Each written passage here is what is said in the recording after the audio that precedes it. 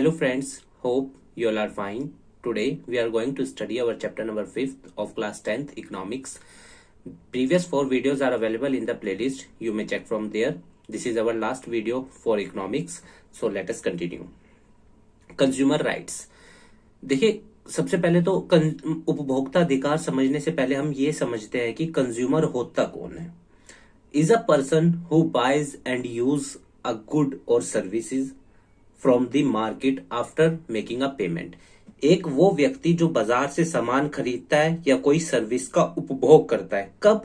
एक पैसा देने के बाद. उसको हम क्या बोलते हैं? कंज्यूमर.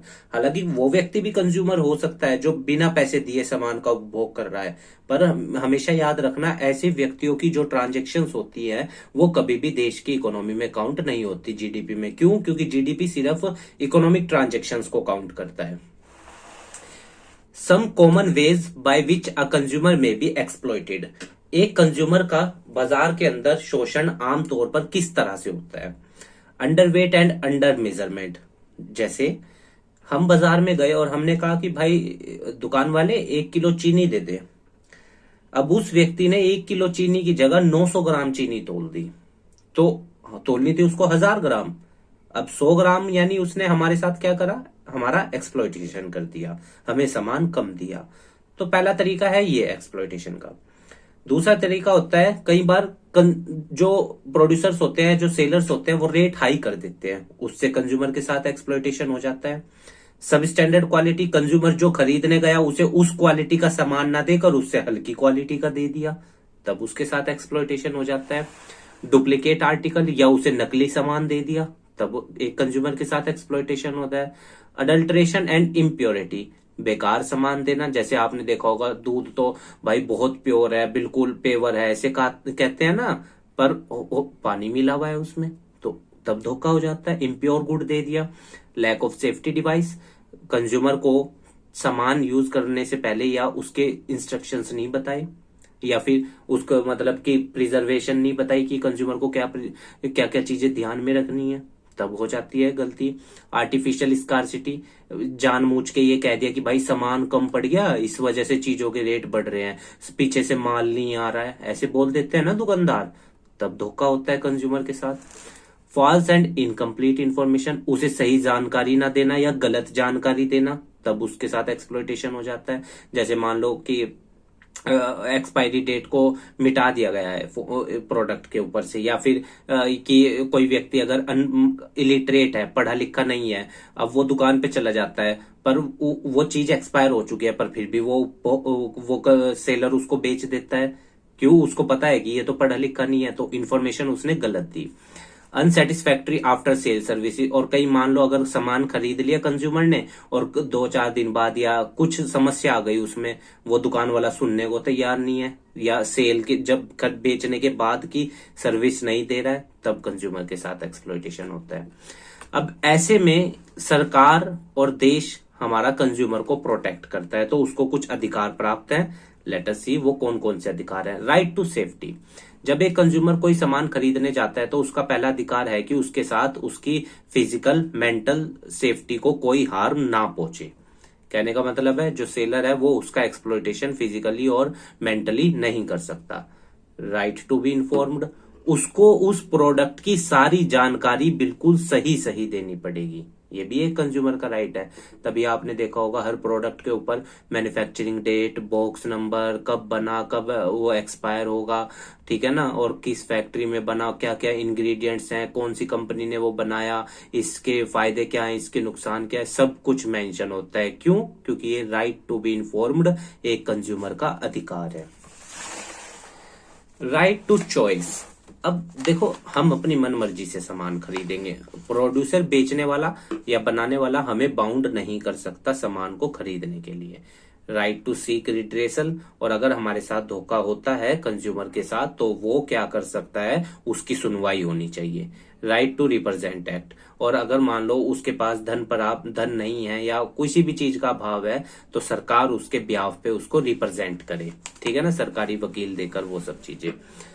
दूसरी चीज, इंडिया के अंदर एक कानून भी पास हुआ जिसको हम कोपरा एक्ट बोलते हैं. This act, COPRA consumer protection act, 1986 में पास हुआ था, या ये कंपटीशन का क्वेश्चन है, याद रखना कब पास हुआ था, 1986। ट्राई टू एंश्योर, तो ये एक्ट क्या पक्का करता है, लेट अस सी। एक कंज्यूमर को सारी इंफॉर्मेशन मिले, सेफ्टी मिले, रिड्रेसल, उसका रिप्रेजेंटेशन हो और उसको सारी जानकारी दी जाए।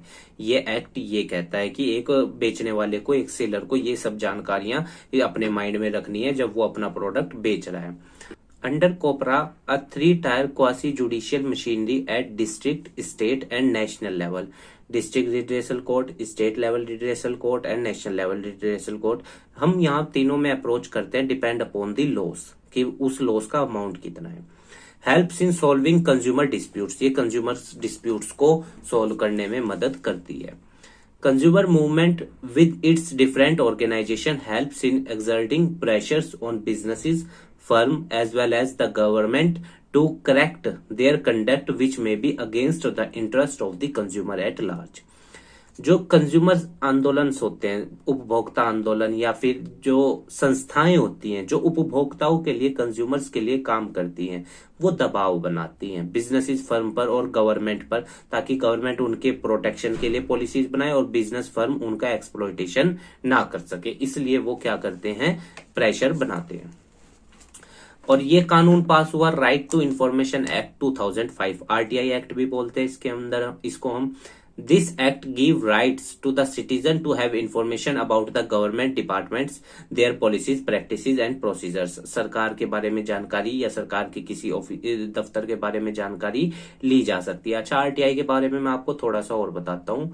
ये आरटीआई अगर कोई भी व्यक्ति डालना चाहता है तो वो डाल सकता है इजीली, आरटीआई ऑनलाइन पे जाकर। 10 रुपए इसकी फीस होती है, और अगर कोई व्यक्ति बीपीएल कार्ड होल्डर है तो वो 10 रुपए भी नहीं लगते हैं। कंज्यूमर मूवमेंट्स, अब जो कंज्यूमर्स आंदोलन क्यों चलते हैं उपभोक्ता के द्वारा, डिससेटिस्फेक्शन ओवर टाइम प्रैक्टिसेस, जब लंबे समय तक कंज्यूमर के साथ धोखा होता आता है तो फिर क्या करता है, वो आंदोलन चला देता है। ठीक है, जब सब परेशान हो जाएंगे तो फिर आंदोलन ही करेंगे। No proper legal system to protect exploitation, और कई बार कोई लीगल प्रॉपर सिस्टम ना हो जो उन्हें प्रोटेक्ट कर सके शोषण से, तब भी उपभोक्ता एक साथ आकर आंदोलन शुरू कर देते हैं। Shifted responsibility of ensuring quality of goods and services, और क्या होता है अगर उनको मतलब कि सही सामान ना दिया जाए या जो वो मांग रहे हैं वो ना दिया जाए, तब वो करने लगते हैं आंदोलन। फूड शॉर्टेज, कमी हो गई, तब वो आवाज उठाई जाती है कि भाई तुम ऐसे क्यों कर रहे हो, या तुमने अपने पास माल क्यों रोक के रख लिया। अडल्ट्रेशन, ठीक है। होर्डिंग एंड ब्लैक मार्केटिंग, जानते ही हैं कई बार क्या होता है कि अगर मार्केट के अंदर सप्लाई कम है तो फिर क्या करता है, सेलर रेट बढ़ाता है। क्यों? क्योंकि उसे पता है कि ऐसे में मुनाफा अच्छा कमाया जा सकता है। उसको ब्लैक मार्केटिंग बोलते हैं। ब्लैक मार्केटिंग होता है जब चीज अपने एमआरपी से ज्यादा पे बिके, उसको ब्लैक मार्केटिंग कहते हैं। Form consumer groups bye over crowding ration shops, और आप जान सकते हैं, देखते ही हैं कि कोटे होते हैं, राशन शॉप होती है गवर्नमेंट की, उनपे कितनी भीड़ रहती है। और फिर वहां पे कई बार क्या होता है, थोड़े से विलेजर्स जो इलिटरेट होते हैं उनका एक्सप्लॉयटेशन भी हो जाता है। तो फिर कंज्यूमर ग्रुप्स क्या करते हैं, इस तरह के एक्सप्लॉयटेशन को प्रोटेक्ट करते हैं, रोकते हैं, ताकि कंज्यूमर के साथ एक्सप्लॉयटेशन ना हो सके। Started as social force to protect and promote consumer, और आंदोलन इसलिए चलाए जाते हैं ताकि कंज्यूमर्स को प्रोटेक्ट किया जा सके। अब कुछ चिन्ह होते हैं, सिंबल्स होते हैं जो हमें प्रोडक्ट के ऊपर मिलते हैं, जैसे आईएसआई मार्क। ये किस लिए होता है? A certification mark for industrial product in India developed by the bureau of Indian standard. ये उस प्रोडक्ट पे, जिस भी प्रोडक्ट पे, इंडस्ट्रियल प्रोडक्ट पे ये मार्क होगा तो इसका मतलब ये है कि ये जो प्रोडक्ट है ये इस ब्यूरो ऑफ इंडियन स्टैंडर्ड के हिसाब से बना हुआ है।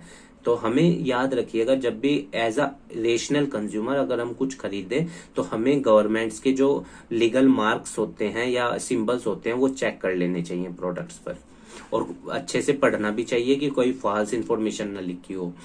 एग मार्क, ये एग्रीकल्चरल प्रोडक्ट पर होता है, ठीक है। A certification marked employed on agricultural product in India by the Directorate of Marketing and Inspection के द्वारा ये एग मार्क का साइन एग्रीकल्चर प्रोडक्ट के ऊपर होता है। हॉल मार्क जानते हैं, ज्वेलरी, प्लेटिनम, इन सब पे होता है। हमेशा हॉल मार्क वाला लेना चाहिए गोल्ड। क्यों? उससे क्या होता है कि उसकी प्योरिटी का मतलब कि उस पर फिर संशय नहीं रहता। सीई, आपने देखा होगा सीई का एक साइन बना हुआ होता है, वो फायर प्रोडक्ट्स के ऊपर होता है।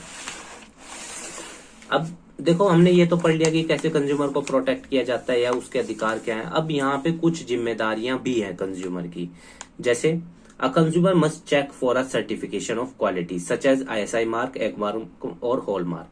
जब हम बाजार में कुछ खरीदने जाएं तो हमारी ये जिम्मेदारी बनती है कि हम पहले उस पर चेक कर लें कि क्या ये गवर्नमेंट स्टैंडर्ड्स के हिसाब से बना हुआ प्रोडक्ट है, कहीं डुप्लीकेट तो नहीं है। तो इस तरह के मार्क्स को या जो सिंबल्स गवर्नमेंट ने डिसाइड किया है उन्हें चेक कर लेना चाहिए प्रोडक्ट्स के ऊपर।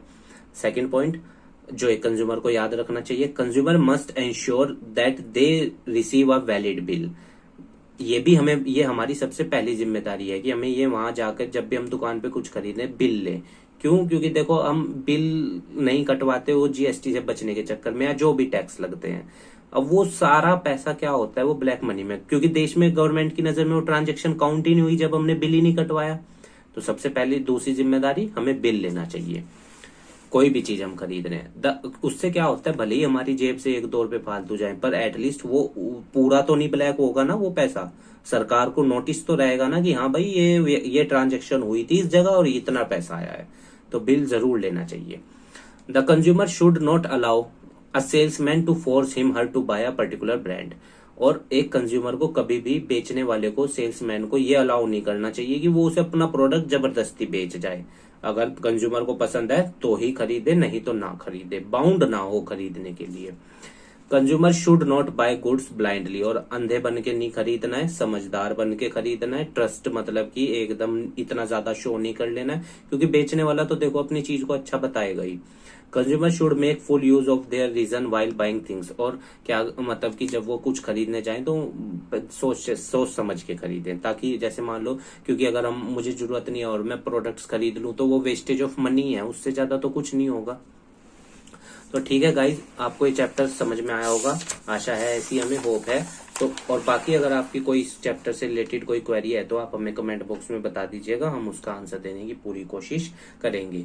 और बस आपसे थोड़ा सा सपोर्ट भी मांग रहे हैं, हमारे चैनल को अपने दोस्तों के साथ शेयर कीजिएगा ताकि हम भी ग्रो कर सकें। और इस चैप्टर का PDF आपको डिस्क्रिप्शन में मिल जाएगा। अच्छा, जो पहली वीडियोस थी, हमने इकोनॉमिक्स की प्लेलिस्ट एक बार ऑलरेडी बना दिया, वो भी आप चेक कर सकते हैं, वहां भी ये नोट्स अपग्रेड कर दिए जाएंगे। उनमें थोड़ा स्पेलिंग मिस्टेक्स था, बच्चों का बहुत बार रिक्वेस्ट आया कि सर दोबारा बनाइए और इनमें बहुत मिस्टेक्स हैं, तो अब हम इसीलिए हमने ये दोबारा से बनाया है। तो ठीक है स्टूडेंट्स, धन्यवाद।